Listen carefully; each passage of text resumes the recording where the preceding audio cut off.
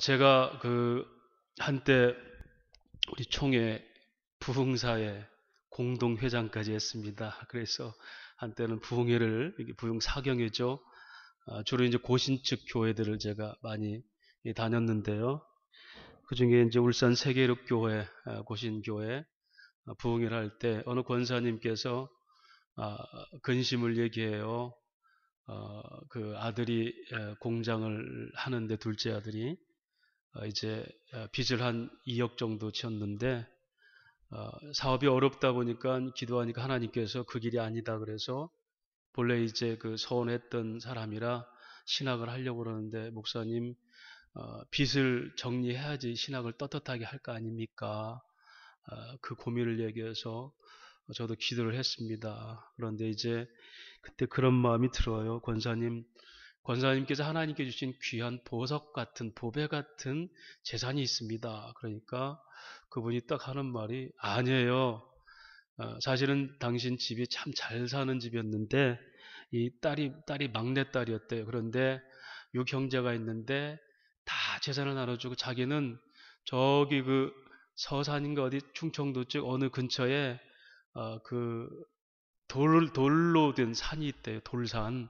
근데 돌조차도 별로 쓸모없는 그 돌산을 자기한테 유산으로 아버지가 주셨대요. 그래서 늘 그게 불만이었대요. 다른 형제들은 쓸만한 땅 주고 자기는 그 버려도 누가 안 가져가는 그런 몹쓸 땅을 줘가지고 그렇게 했다는 거예요. 그래서 기도 한번 해보십시다. 그런데 이제 그러고 나서 몇 달 지났는데 이 권사님 전화가 왔어요. 목사님, 우리 아들 이제 빚 다 갚고 이제 신학을 하게 됐습니다. 이제 그래서 어떻게 된 연유입니까? 그랬더니, 그렇게 쓸모없는 땅인 돌산이 그 당시 그 아산만 개척을 할 때 정주영 씨가 바다를 메울 때 돌을 먼저 깨서 메월해가지고 그 쓸모없는 땅, 돌도 쓸모없는 땅이 수십억에 그걸 팔렸대요. 그래가지고 빚 다 갚고 이제 신학을 하게 됐다. 그렇게 얘기를 했습니다. 세상으로 볼 때는 볼품없고 불리한 환경 같고, 또 어떻게 하면 참 따분한 우리 삶이 될 수 있어요. 그러나 하나님이 준비하시고 하나님이 보내신 자리라면 그곳에는 특별한 은혜를 체험하는 축복의 땅이 성경이 말하는 하나님 백성의 자리입니다. 오늘 본문의 이스라엘과 고센 땅. 그런데 여러분, 고센 땅이 어떤 땅이에요? 야곱이 그 자녀를 데리고 애굽에 이제 왔을 때에 바로 왕이 그러죠. 너희가 뭐 하는 사람이냐? 그러니까 저희가 목축을 했던 사람입니다. 이건 바로가 뭐라고 그래요? 그래? 그러면 너희가 초지가 있는 저 고센 땅, 거기 너희가 가라. 이렇게 얘기해요. 거기서 살아라. 그런데 창세기 46장 34절에 보면은 예굽 사람들은 목축을 가증히 여기나니 당신들은 고생 땅에서 살게 되리라. 이렇게 표현해 있어요. 다시 말하면 애굽 사람들은 농경지, 즉 농사를 짓는 주업을 하는 사람들이에요. 그래서 그들이 소위 초지가 있는 목초지는 별로 중요하게 생각하지 않은 겁니다. 여기서 가증히 여기단 말을 타합을 한다는데, 타합은 토에바라는 어원을 갖고 있어요. 이 표현은 뭐냐면 부끄러워하다, 싫어하다, 혐오하다 뜻이에요. 다시 말하면 애굽 사람들은 농사가 제일이지, 그래서 풍요의 신을 섬겼지, 목축은 별로 싫어했고 혐오스럽게 여겼고 하찮은 직업으로 여겼습니다. 그래서 그 땅도 그렇게 탐나는 땅이 아니고, 목축을 한다, 고센 땅은 그들에게서는 쓸모없는, 가치 없는 땅이었습니다. 오히려 그들에게는 그 관계수로가 잘 연결되는, 또 물이 풍성한 나일강 삼각주 땅, 이 땅이 그들에게는 보배로운 땅이 되었습니다. 그런데 이스라엘 백성들은 농업하지 않는 사람들이에요. 지금까지 유목민으로 목축을 주업을 했습니다. 그들에게 쓸모없는 땅은 이스라엘에게는 어떤 땅? 축복의 땅, 적격의 땅이에요. 사랑하는 여러분, 세상도 가치를 얘기하고 그리스도인들은 가치를 얘기합니다. 이 서로 가치는 사람을 볼 때 존중돼야 되죠. 왜냐하면 세상의 가치가 난 돈 벌고 출세하고 이걸 명예롭게 생각하는 가치도 여러분 정직하게만 산다면 그것조차도 그건 하나님 주신 일반적 마음이에요. 열심히 일하는 사람, 그래 돈 버는 사람을 욕해서 안 됩니다. 그가 부정한 법을 사용한다는 것은 그가 그런 핀잔을 받지만 그가 열심히 산다는 것은 노력해서 부자가 된다는 것은 여러분 그것이 그의 가치예요. 그러나 여러분 이스라엘도 마찬가지입니다. 그들이 쓸모없고 혐오스럽고 가증 여기는 그 목초지가 그들에게는 그들이 살 최고의 가치예요. 그런데 세상과 하나님 백성들의 가치의 결론이 뭡니까? 세상은 자기를 드높이고 자기의 자존심을 세우고 자기를 자랑하기 위한 목적이에요. 하나님 백성들은 여호와를 경배하는 목적이 그 가치의 내용입니다. 이것이 성경의 초지일관 하나님 백성들에 대한 정체성을 얘기하는 거예요. 여러분 돈 버세요. 가서 열심히 사셔야 됩니다. 기왕이면 1등 하세요. 좋은 대학도 들어가세요. 환경 좋은 곳에서 열심히 더 일하세요. 그러나 목적이 뭐예요? 나를 드러내는 아니에요. 거기가 경배의 장소가 되는 것이 이 성도가 사는 방법입니다. 이것이 바로 하나님의 나라고 이걸 믿음의 사람들이라 이렇게 얘기합니다. 여러분 애굽에서는 목초지인 그 고센 땅은 탐스럽지 않아요. 마찬가지로 목축업을 전문으로 하는 이스라엘에게는 나일강 삼각주는 거추장스러울 수 있어요. 다시 말하면 애굽 사람들은 목초지를 부러워하지 않듯이 이스라엘 사람들은 그 나일강 삼각주 땅이 부럽지가 않은 거예요. 그런데 오늘날 우리는 하나님께 부름받은 자리에서 세상을 부러워하면서 세상 방식을 꿈꾸면서 하나님이 서신 자리에서 새하기 욕망을 이루고자 하는 삶이 오늘 우리들 안에 이걸 뭐라고 합니까? 욕심이라고 그래요. 그 욕심이 잉태한 즉 죄를 낳게 된다고 그래요. 죄가 장성해서 사망의 백성으로 산다는 겁니다. 우리는 이미 죄를 용서함 받은 사람들이라 사망이 없어요. 그런데 우리는 마치 땅에서 죽은 사람들처럼 이걸 영적 사람이 아니라 육적 욕망에 사로잡혀 사는 그리스도인이 된다는 사실입니다. 여러분 하나님 백성에게 그리스도의 복음과 하나님 나라는 참 안식입니다. 세상 사람들은 별로 매력이 없어요. 자기가 하고 싶은 줄을 통제받고 인간다운 참 자유를 빼앗기는 것 같고 신앙생활에 매이는 건 거추장스러운 것 같고 광신다가 될까 봐 두려워하는 이런 편협적인 것이 믿지 않는 사람들에게 기독교입니다. 믿는 사람들에게는 하나님의 구원의 능력이죠. 저와 여러분이 세상과 다른 것은 그 형격한 차이인 가치 변화가 우리에게 일어났냐는 거예요. 그 가치 변화가 일어나지 않고 오늘 저 여러분이 여기서 예배를 드린다면 이 예배는 다 뭐죠? 껍데기 예배예요. 이사야서 1장에 그러잖아요. 너희가 천천에 만만의 수양을 드리고 제사를 드리지만 나는 그를 싫어한다. 왜? 너희는 몸만 왔다 가지 마음은 아니지 않느냐. 예배는 드리는 형식이 아니라 그 안에 있는 경배의 마음이 있어야 돼요.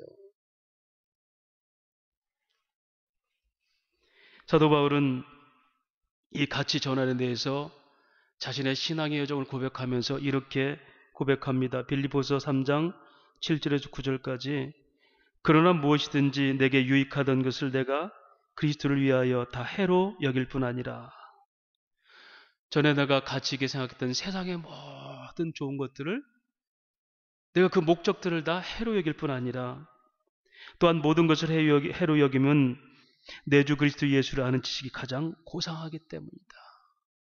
세상 가치도 필요하죠. 그도 그렇게 열심히 가므리엘 문화에서 공부도 했고요. 그는 율법사였고 굉장한 사람이었어요. 헬라에 능통한 사람이었습니다. 로마 시민까지 있었어요. 입지전적의 인물이었어요. 그런데 그리스도를 아는 지식만큼 그것이 뛰어난 가치가 아니더라. 가장 고상한 지식인 예수를 얻기 위해서 세상에 다 고상하게 생각하는 것들을 내가 오히려 해로 여긴다.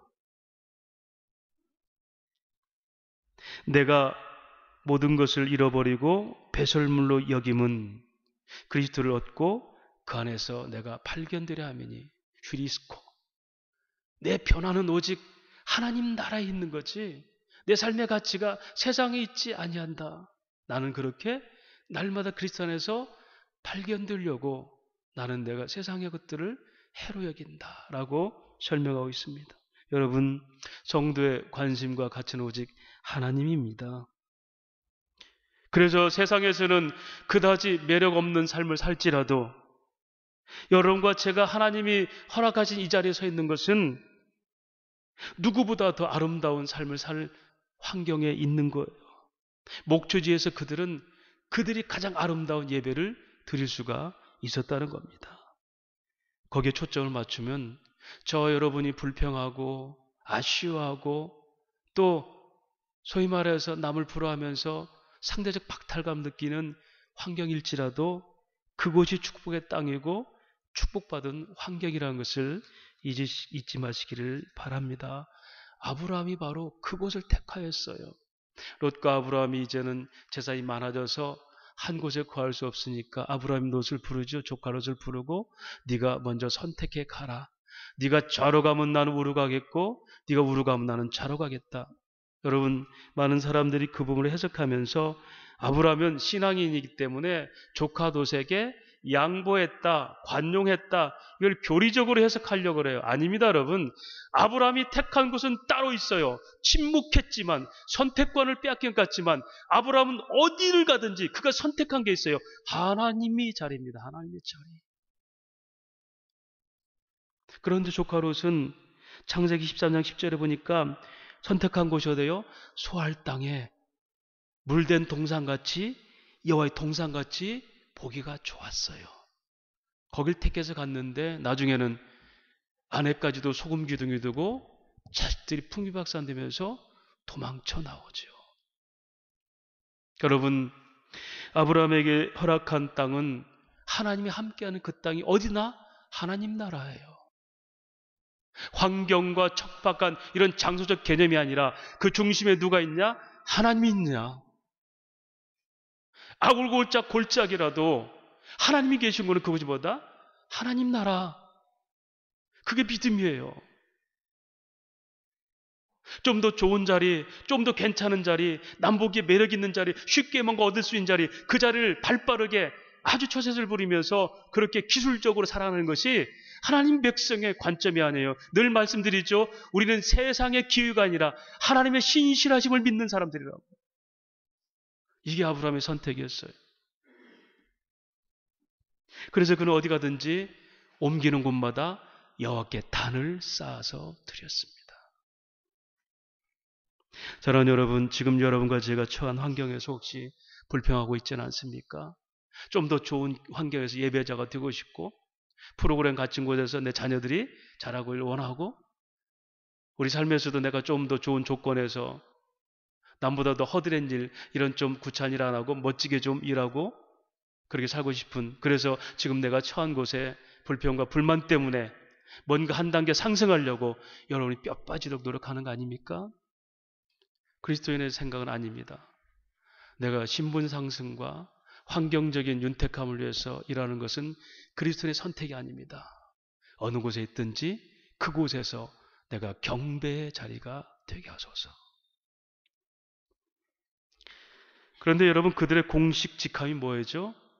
47장 6절에 보니까, 창세기 47장 6절에 보니까 이제 바로왕이 그래요. 자, 그래, 너희가 그 땅에 살면서 너희 기능 좋은 사람들이 내 가축도 치어라. 이 얘기는 뭡니까? 그들이 공짜로 애굽 땅에 사는 것 같지만 실상은 그 땅에 대가를 주는 거예요. 뭐죠? 그들의 말과 가축들을 관리하는 거예요. 오늘 말하면 축사 관리자들이에요. 결국 말하면 모습입니다.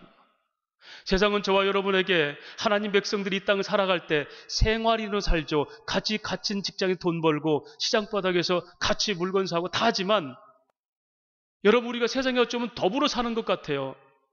그런데 여러분, 그곳은 하나님이 정하신 곳을 알아야 돼요. 그런데 우리는 세상과 교회를 등지고, 세상은 교회를 등지고, 그렇죠? 세상 등지고 십자가 보내 사는 곳은 세상인데, 여러분, 성경은 이 얘기하지 않으세요. 성경은 교회와 세상을 나눠서 이 언론으로 얘기하지 않으세요. 이 땅도 하나님의 통치가 있는 땅이고, 그래서 오늘 오후에도 우리가 배울 거지만 복음은 하나님 나라 통치적 개념인데, 일반 통치, 세상의 통치 역사, 그리고 구속적 통치, 교회를 통해서 하나님이 지배하시는 땅, 이게 하나님 나라예요. 세상은 하나님 버린 게 아닙니다. 우리 일터는 하나님 주신 하나님 통치가 있는 것이고, 하나님 백성 그곳에 가서 똑같이 돈을 벌지만 구속 통치를 받아서 하나님 나라를 펼치기 위해서 돈을 버는 사람들, 이것이 그리스도인의 세계관이에요. 직업관입니다. 삶의 목표죠. 이 가치가 설정되지 않으면 돈 버는 건 세상에서 하고 거룩하게 쓰는 건 교회에서 하고, 그러니까 여러분 세상 우리가 무시하는 겁니다. 그런 의미에서 그들에게는 대가를 치러야 됐죠. 그렇게 축산 관리를 해주니까 그들에게는 먹을 거리가 생겼어요. 입을 거리가 생겼고, 한 번도 제 땅에서, 아닙니다, 안정된 땅에서 정착하지 못했던 노마디즘, 소위 유목민들이 이제는 정착된 땅에서 살잖아요. 그런데 그러기엔 대가를 치러야 됩니다. 그런데 여러분, 그런 속에서 그들이 하나님 백성의 자격으로 하나님께 예배하는 것을 가치를 두지 않는다면 그 속에서 점점 더 세상에 중독돼 버리지. 이것을 세속화라고 그래요. 세속화. 자, 어느 후배 하나가 지금 목회를 훌륭하게 잘하고 있는 친구가 있습니다. 이 친구가 그 부산대학교 그 작곡가를 수석으로 들어갔어요. 머리가 비상해요. 그래서 학교를 다니다가 그때 당시 이제 우리 그 바다 이야기인가 이런 뭐 이렇게 그 노름하는 그 있잖아요. 뭐 그런 기계들, 여러분들은 한 번도 그런 거 안 봐서 모르겠어요. 저도 잘 모르지만 한 번도 안 해봐서 뭐 빠찡코 비슷한 거 있었잖아요, 한때. 근데 자기 친구 하나가 등록금을 갖다가 다 탕진해 버린 거예요. 그래가지고 얘가 등록금을 찾아주려고 머리가 비상하니까 거기서 하면서 프로그램을 다 앓은 거예요. 그래서 가서 돈 좀 몇 개 넣고, 그야말로 그 축구와 그 가방이 있어요. 거기다가 동전을 가득 채워주고 나오는 거예요. 그때는 몇십만 원, 몇백만 원까지 되는 거예요. 그러니까 이제 가는 곳마다, 이 친구 가는 곳마다 이제 그 가게에서는 싫어하고, 심지어 이제 얼굴 알고 미리 돈 줘서 보내고. 그런데 이 친구가 처음에는 그렇게 잃어버린 그 친구의 등록금을 찾으려고 시작한 게, 나중에는 그게 쉽게 번 돈은 쉽게 유흥비에 빠져요. 물론 술 먹고 이러지는 않은 친구지만 막 그런 놀러 다니면서 이제는 학교를 그만두고 원정 도박을 하고 다녀요. 왜? 부산에서는 다 하니까 마산이고 서울로 원정 도박 다니는 거예요. 거기서 그 선배가 유도부 출신 선배가 있는데 등치 많은데 보디가드까지 해주는 거예요. 그 몇 명 팀 짜고 유랑생활 하는 겁니다. 왜? 어디 가든지 돈은 버니까. 그런데 그들에 대해서 이 사실은 그런 업계에 있는 사람들은 다 조직폭력배들이 연결되어 있어요. 여러 가지 이제 위협들이 있었다. 근데 그렇게 자기를 보디가드 하던 선배가 어느 날 갑자기 이상한 교통사고로 죽었어요. 그때 이 친구가 두려움을 느낀 겁니다. 그리고 기도원에 갔습니다. 가서 거기서, 물론 그는 이미 그 마음에 서원했던 사람이에요. 거기서 회개하고 신학을 하게 되고 지금은 훌륭한 목사가 되어 있습니다. 그렇죠. 정의감에서 친구가 잃어버린 등록금 빼앗겨서 그렇게 했어요. 그런데 나중에 그게 점점 더 죄악이 덮쳐버린 거죠. 그리고 그는 그걸 즐기게 되고, 이게 뭐죠? 우리가 세상에 사는 것은 하나님 보낸 겁니다. 여러분 돈 버는 현장, 심지어 믿지 않는 불교인이 대표인, 아니면 여러분 정말 혐오하는 그런 사람들이 리더가 되어 있는, 오너가 되어 있는, 그것도 우리 직장일 수 있어요. 그런데 여러분, 그 속에서 내가 하나님 백성의 가치관이 아니면 우리는 내가 혐오하는 그 죄 속에, 내가 싫어했던 죄 속에 끊임없이 빨려 들어가서 어느 순간인가 세상 속에 속해서 죄의 종노릇하는 세속적인 가치로 살게 된다는 겁니다. 왜요? 돈을 벌려고 목적이면 돈밖에 안 보이니까 부정축제도 하는 거고 이중장부도 만들게 되는 거예요. 왜? 그 세상의 관행, 이것을 세상의 풍습과 마음에 원하는 대로 행하여. 이게 세상이에요. 그렇게 한 걸 세상은 성공했다고 얘기하니까. 그래서 여러분, 우리에게는 장소, 환경이 아닙니다. 그곳에서 끊임없이 내가 경배의 대상으로 하나님을 섬기는 예배 장소가 되느냐. 이것이 성도가 하나님이 허락한 곳에서 기쁨으로 살 수 있는 삶의 비결입니다. 그런데요, 오늘 이제 본문으로 들어가면 하나님이 7번째 이제 애굽에게 재앙을 내리죠. 여러분, 7번째 재앙의 특징 보셨습니까? 여러분, 지금 저는 성경을 같이 여러분과 보면서 설교를 준비하는 겁니다. 10가지 재앙 중에서 이렇게 완전하게 2가지 복합적으로 재앙을 내는 데가 없어요. 부분적으로 피를 주거나 개구리를 주거나 독충을 주거나 하면 짐승을 죽든지 일부만 이렇게 다치게 되고, 그런데요, 오늘 7번째 재앙은 뭡니까? 우박과 뭐가 같이 내렸다? 불과 우박이 같이 내렸다. 그리고 오늘 말씀 봅시다. 25절 말씀. 우박이 애굽 온 땅에 사람과 짐승을 막론하고 밭에 있는 모든 것을 쳤으며 우박이 또 밭의 모든 채소를 치고 들의 모든 나무를 꺾었으되. 사람, 짐승, 채소. 여기서 밭 앞에 있는 밭은 논이란 얘기입니다. 농사, 채소까지. 여러분, 7번째 이 재앙은 그야말로 심판을 얘기하는 거예요. 불은 심판의 의미입니다. 우박은 육체적 범죄에 대한 대가를 치르게 하는 겁니다. 그래서 짐승들 다 죽이고 우박이 다 어떻게, 사람조차도 우박이 꺾어버린다. 여러분, 저는 그래서 그때 한 농구공만한 우박들이 떨어지지 않았나. 그래서 사람 죽죠. 웬만하면 마저 죽습니까?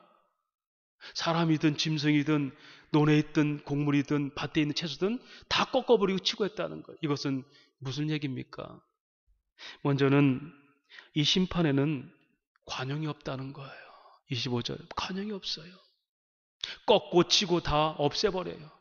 사랑하는 여러분, 저와 여러분이 범죄한 이 형벌은 용서받을 수 없는 죄들이에요.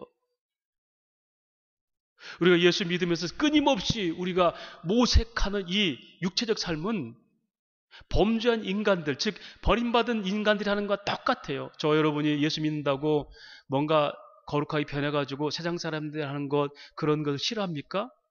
어느 순간에 즐기고 있잖아요. 다시 말하면 저와 여러분에게는 하나님이 죄의 선포를 하고 공의로 선포하신 것에는 벗어날 길이 없는 전적 타락한 인생들, 세상의 노력과 우리의 어떤 발전과 우리의 성격인 변화를 가지고 하나님 앞에 있는 죄를 용서받을 수 없는 전적 타락하고 전적 무능한 사람들이에요.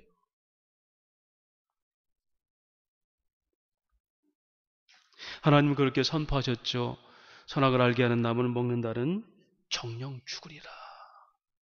누구도 그 죄 앞에서 죽지 않을 수가 없어요. 그런데 26절 보십시다. 이스라엘 모든 자손들이 있는 그곳 고센 땅에는 뭐가 없더라? 우박이 없더라. 이 말이 뭐예요? 자, 이렇게 재앙에는, 심판에는 반드시 뭐가 있었다? 구원받는 비결이 있었다. 할렐루야. 이게 우리가 받은 복음의 은혜입니다. 정죄하는 걸로 끝난다면 세상 사람이나 저와 여러분은 똑같이 다 어떻게 해야 돼요? 이 심판에서 벗어날 자가 없어요. 어떤 방식으로. 그런데 그 속에서 하나님은 뭐죠? 사죄의 은혜를 베푸셨어요. 그게 누구죠? 저와 여러분이에요. 그래서 십자가에는 2가지의 복음의 은혜가 있습니다. 하나는 죄를 죽이는 능력, 이게 정죄죠.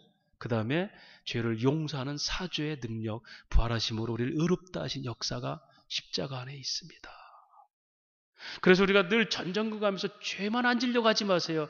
여러분, 천 없어도 육체로 있는 동안은 죄 안 질 수가 없어요. 그럼에도 70번에 70번까지 끊임없이 용서하신 하나님, 그 조건이 뭡니까? 14절 말씀 봅시다. 14절.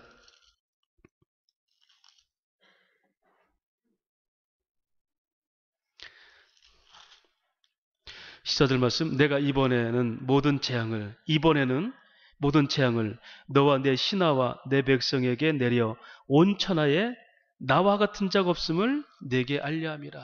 자, 이렇게 재앙을 내리고 이러는 것은 하나님 목적이 뭐죠?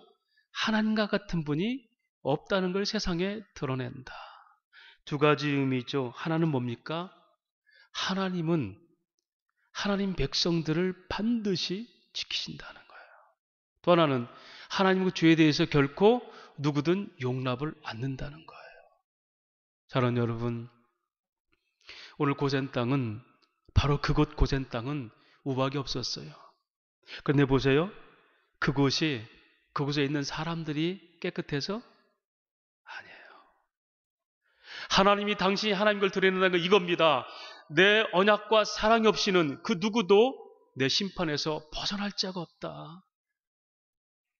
하나님의 사랑을 드러내게 한 거. 이스라엘을 향한 하나님의 사랑. 그 안에 있는 사람들이 뛰어나고 그 안에 있는 사람들이 아름답고 그 안에 있는 사람들이 정직해서가 아니라 여러분 하나님이 나는 이스라엘 백성들 하나하나를 내가 우박을 내리지 않겠다 하지 않았어요. 그곳 땅 고센 땅 장소적 개념입니다. 그곳 안에 있는 약속의 땅 그 안에 있는 그들은 다 내가 보호하겠다. 오늘 어디죠? 지상에 있는 교회입니다. 할렐루야. 교회. 하나님의 약속이에요. 그래서 우리 지상에 있는 이 보편적 진리를만 믿는 교회죠. 우리 교회들이 이 하나님 말씀을 믿는 믿음의 고백을 신앙이라고 그래요. 이걸 보편적 교리라고 그래요. 개혁주의는 지금까지 있던 신학운동 중에 가장 성경에 가까운 신학운동, 교리를 중시하는 신학운동을 개혁주의라고 그래요. 그러니까 저와 여러분이 지상에서 교회로서 고백하신 신앙 고백을 하고 살아야 돼요. 이게 우리가 예배입니다. 그리고 그 고백답게 살아가는 거룩한 추구가 있어야 돼요. 이것이 성도의 열정이에요. 하나님, 그러니 내가 그 믿는 말씀대로 살기를 원합니다. 그렇게 교회 안에서도 먼저 사랑하고, 그렇게 내 가정에서도 먼저 사랑하고, 그렇게 내가 핏된 삶은 내 주변에서 먼저 살고 세상에 가서 얘기하겠습니다. 그래서 교회는 하나님이 이 땅에 두신 하나님의 언약의 땅이고 하나님 나라의 모델입니다. 이게 지상에 있는 보편적 교회, 천상에 있는 완전한 교회를 추구하는 지상의 교회예요. 여러분, 우리 들어오는 입구에 우리 교회 선언문 읽어보십니까? 우리 선천교회는 완전한 천상의 교회를 추구하는 이 땅의 지상의 보편적 교회로서, 그렇죠? 하나님 나라가 우리의 완전한 교회예요. 그 나라에 주신 그 성경 교리를 믿고 우리는 지금 여기서 끊임없이 하나님을 향해 나가는 개혁교회입니다. 그리고 그 말씀을 따라서 살려가는 믿음의 공동체입니다. 말씀은 믿고 교리는 있지만 그대로 살아가지 않은 뭡니까? 이게 오늘날 말하는 소위 보수신학의 문제점이에요. 신앙은 많이 알아. 신학은 삶은 없어요. 이것이 오늘 지상교회의 사명입니다.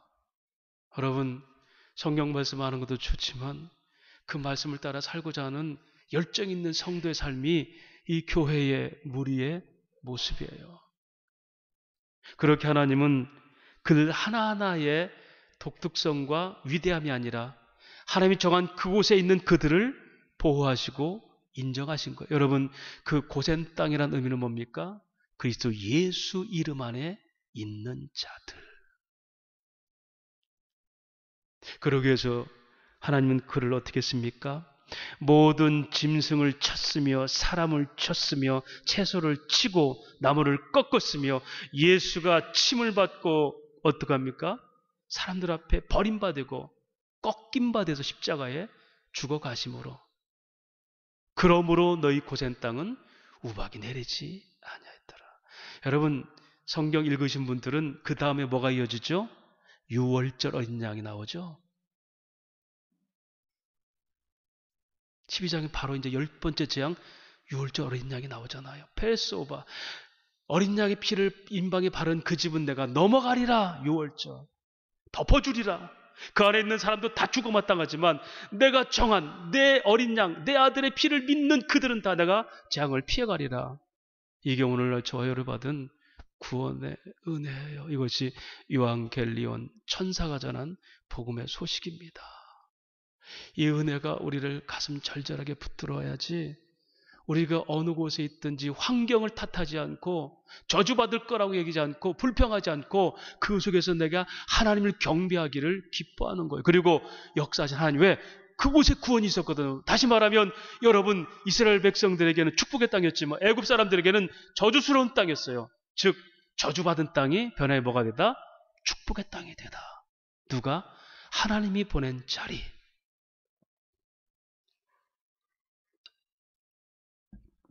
그러니까 우리에게 주신 현장에서 불평하며 시간 허비하지 마세요.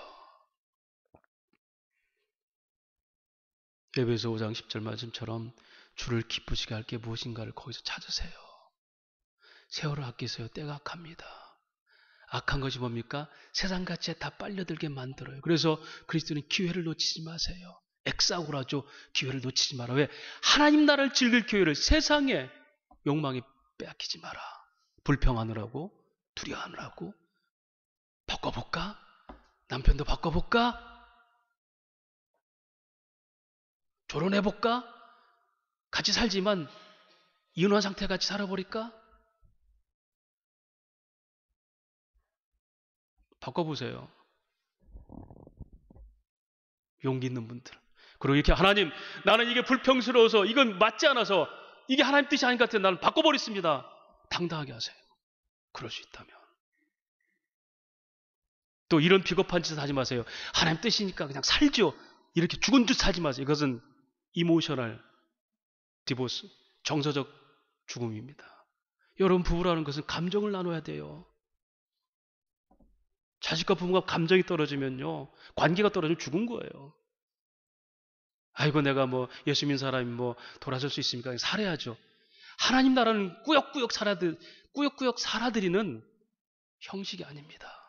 하루를 살더라도 찬란하고 황홀해야 돼요. 속고 있는 겁니다. 속고 있어요. 말씀을 정리하겠습니다. 오늘 고센 땅의 교훈은 두 가지입니다. 하나는 세상에는 저주 같은 땅이 도리어 구원의 땅이 된다. 고린도서 1장 18절 말합니다. 십자가의 도는 멸망하는 자들에게는 미련한 것이지만 구원받은 우리에게는 하나님의 능력이로다.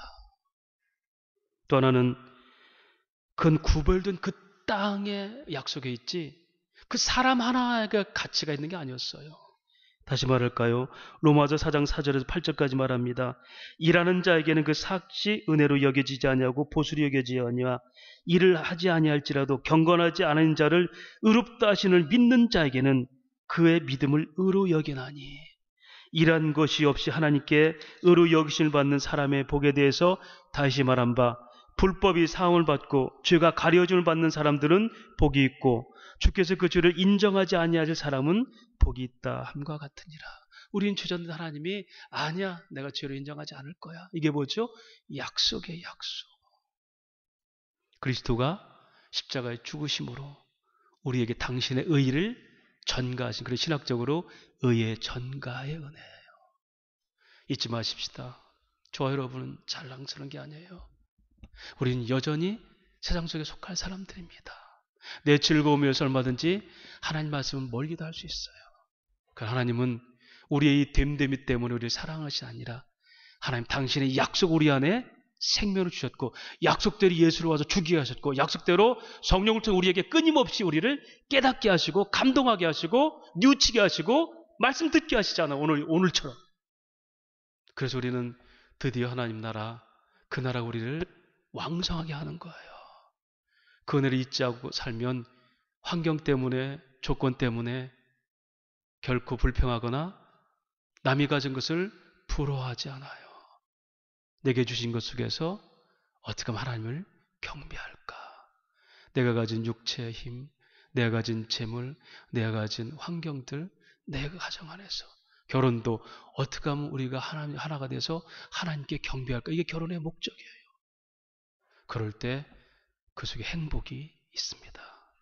그런 믿음의 삶, 저주의 땅이 실상은 축복의 땅인 하나님 나라 백성의 가치로 이 땅을 살아가시는 저와 여러분 되시기를 주의 이름으로 축원합니다.